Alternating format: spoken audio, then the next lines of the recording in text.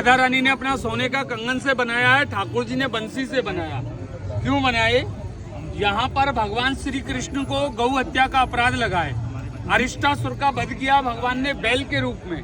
मथुरा में कंस को मारा है, गोकुल में पूतना का वध किया और भगवान ने राधा कुंड में अरिष्टासुर को मारा है। जैसे ही भगवान ने उसका वध किया तो आकाशवाणी हुई, हे प्रभु आपको तो गौ हत्या का अपराध लग गया, आप संसार के सारे तीर्थों में जाओ और स्नान करो। भगवान बोले मैं अपने ब्रज को छोड़कर यहाँ से कहीं नहीं जाऊंगा, मैं सारे तीर्थों को यहीं बुला लेता हूँ। तब भगवान ने अपना कुंड बंसी से बनाया, जिस कुंड का नाम है वज्रनाभ कुंड, और राधा रानी ने अपना सोने का कंगन से बनाया, उस कुंड का नाम है कंगन कुंड।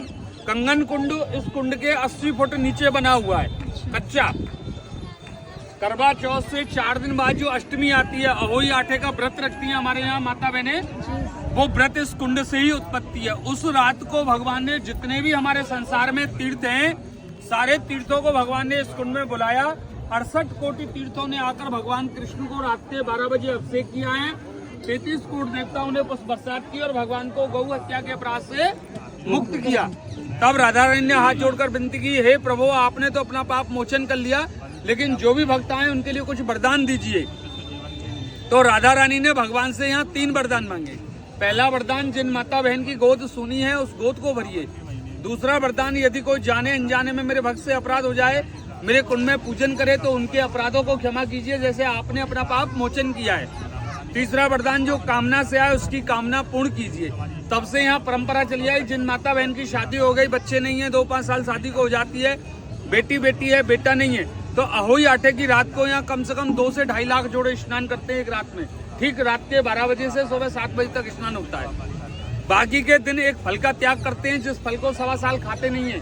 364 दिन एक फल का संकल्प करते हैं पति पत्नी, जिस फल को 1.25 साल तक ग्रहण नहीं करते हैं संतान के लिए। 1.25 साल में राधा रानी बेटा के रूप में फल प्रदान कर देती है। जब बेटा 2 महीने 4 महीने का आने के योग हो जाए, जच्चा बच्चा, बच्चे को साथ में लेके आते हैं। जो फल माँ बाप मन से बोल के जाते हैं उस फल को बाजार से खरीदकर बेटे का हाथ लगा के राधा जी को दोबारा संकल्प करके अर्पित करते हैं। तब से उस फल को खाना आरंभ करते हैं। कार्तिक महीने में दूध की धार उत्पन्न होती है साल में एक दिन।